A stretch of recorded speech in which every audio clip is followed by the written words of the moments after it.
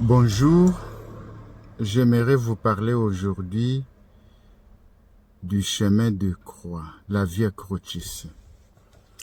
Les documents de l'Église qui parlent mieux du chemin de croix, c'est le directoire sur la piété populaire et la liturgie, aux articles 131 jusqu'à 135, qui a été publié par la Congrégation pour le culte divin et la discipline des sacrements en décembre 2001.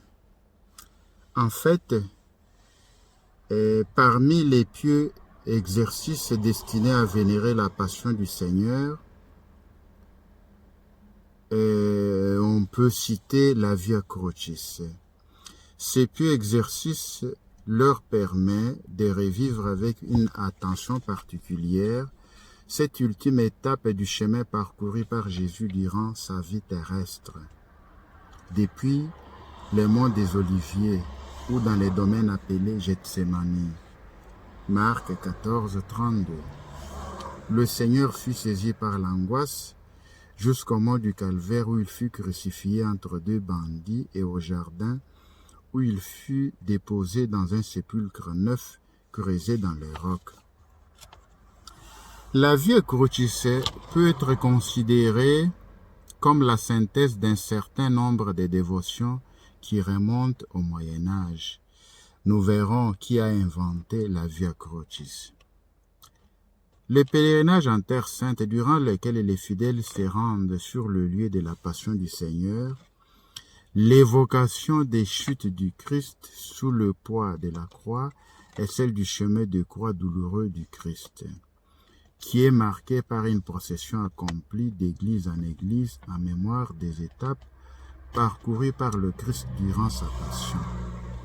La dévotion aux stations du Christ, qui se réfère aux différents endroits où le Christ fut contraint de s'arrêter au long du chemin qui le conduisit au calvaire, soit à cause de l'attitude de ses bourreaux, soit du fait de l'épuisement de ses forces physiques, ou encore parce qu'il manifestait son amour envers les hommes et les femmes qui assistaient à sa passion en s'efforçant d'établir un dialogue avec eux. Dans sa forme actuelle, déjà attestée dans la première moitié du XVIIe siècle, la Via Crucis est constituée de 14 stations. Cette dévotion, qui fut surtout diffusée par Saint Leonardo da Porto Maurizio, est approuvée par le Saint-Siège et enrichie d'indulgences.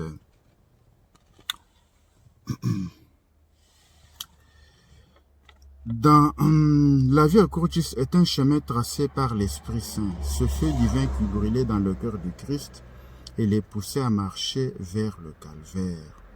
Elle est aussi un chemin vénéré par l'Église qui a conservé le souvenir très vif des paroles et des événements qui ont marqué les derniers jours de son époux et Seigneur.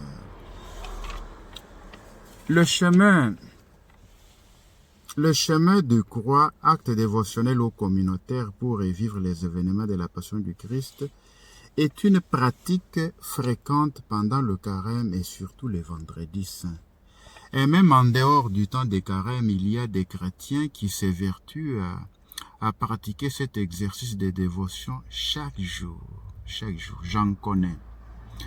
Les catholiques, en vivant les 14 moments particuliers, les 14 stations, jusqu'à la croix, pensent aux souffrances du Christ. Réfléchissent à la signification des événements qui ont procédé et accompagné la mort du Sauveur des hommes. Il fait alors vivre sa propre croix. Saint François d'Assise pleurait souvent en pensant aux plaies du Christ, signe de l'amour débordant du Fils de Dieu pour chacun. Et comme pour la crèche de Noël en 1223, c'est à lui que l'on doit la première reconstitution. Sous forme de méditation, le chemin de croix, lui uni au Christ par les stigmates et toujours sur les traces du Christ pauvre humble qui encourageait les premiers frères mineurs à se rappeler, à vivre ces moments en acte.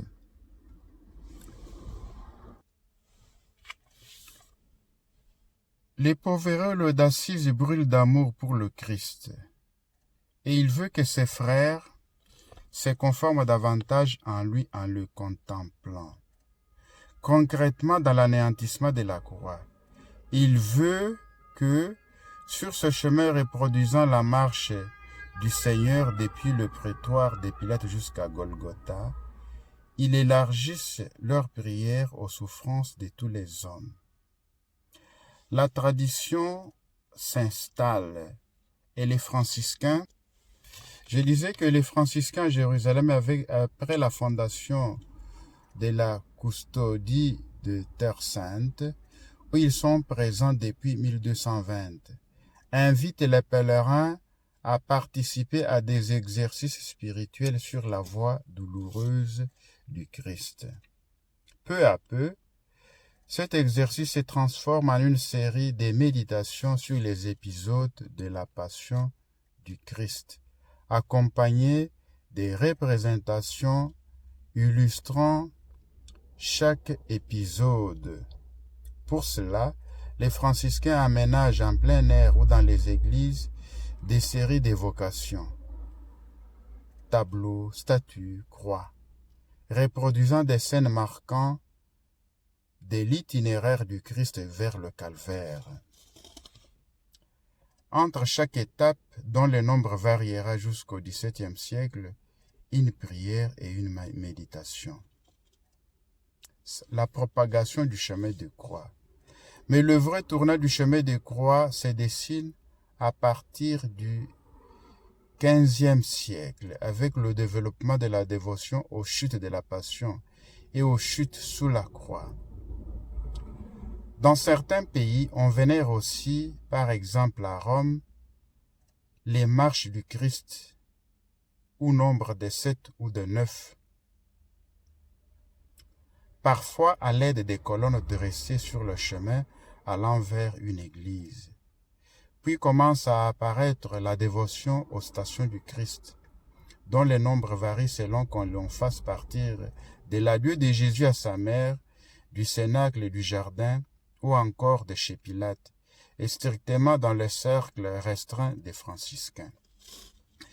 Il faut attendre le pape Clément XII en 1731 pour que la permission soit donnée de créer des chemins de croix dans d'autres églises. Le nombre des stations est alors fixé à 14, son chiffre actuel, tandis que Benoît XIV, en 1741, poursuit son développement mais limite l'extension à un seul chemin de croix par paroisse. Saint Léonard de Port-Maurice est l'un des plus grands propagateurs de la Via Crucis. Il passa sa vie à prêcher, écrire des livres de spiritualité et visiter quelques 300 missions à Rome, en Corse et dans l'Italie du Nord. En France, la dévotion du chemin de croix et à ces 14 stations est introduite par l'intermédiaire des prêtres immigrés en Italie, à leur retour dans le pays au lendemain de la Révolution française. Il existe des promesses liées à la pratique du chemin de croix. Ces promesses ont été données par notre Seigneur Jésus-Christ aux frères Stanislas des frères des écoles chrétiennes, jeune novice qui mourut en odeur de sainteté à Bouguedo, en Espagne, en 1927. Alors, première promesse. Tout ce qu'on demandera en faisant le chemin de la croix, je l'accorderai. Deuxième promesse. Je promets la vie éternelle à tous ceux qui, avec des sentiments de compassion, font de temps en temps le chemin de la croix. Troisième promesse. Et je les suivrai partout pendant leur vie et je les secourrai spécialement à l'heure de la mort. Quatrième promesse. Quand bien même ils auraient des péchés plus que d'herbe dans les champs et que des sables dans la mer, par le chemin de la croix, tout leur sera effacé. 5. Ils auront une gloire spéciale dans le ciel, ceux qui souvent auront fait le chemin de croix. 6. Je les délivrerai du purgatoire, si toutefois ils y vont, le premier mardi ou vendredi après leur mort. 7. Je les bénirai à chaque chemin de croix, et ma bénédiction les suivra partout sur la terre, et après leur mort et au ciel pour toute l'éternité. 8. À l'heure de la mort, je ne permettrai pas aux démons de les tenter. J'enlèverai tout pouvoir aux démons, afin que les mourants reposent tranquillement dans mes bras. 9. S'ils font le chemin de croix avec un véritable amour, je ferai de chacun d'eux un ciboire vivant dans lequel je me plairai à répandre mes grâces. 10. J'aurai les yeux fixés sur ceux qui font souvent le chemin de croix. Mes mains seront toujours ouvertes pour les protéger. 11. Comme je suis cloué sur la croix, ainsi je serai toujours avec ceux qui m'honorent fréquemment en faisant le chemin de la croix. 12. Ils ne pourront plus se séparer de moi, car je leur donnerai la grâce de ne plus pécher mortellement. 13. À l'heure de la mort, je les consolerai par ma présence et nous irons ensemble au ciel. La mort sera douce à tous ceux qui m'auront honoré durant leur vie en faisant le chemin de la croix. 14. Dernière promesse. Mon âme sera pour ces âmes comme un bouclier protecteur. Elle les secourra toujours. Je termine, frères et sœurs, en vous invitant à réciter, à vivre, à célébrer le chemin de croix pendant ce temps de carême. Et si vous le pouvez, même après le carême, faire un bref chemin de croix, court, avec des petites méditations. L'important est de célébrer la passion de notre Seigneur Jésus-Christ. Il y a beaucoup de grâces qui en découlent. Et moi, j'ajouterai que c'est peut-être la prière la plus puissante parce que nous offrons la passion de notre Seigneur Jésus-Christ à Dieu le Père.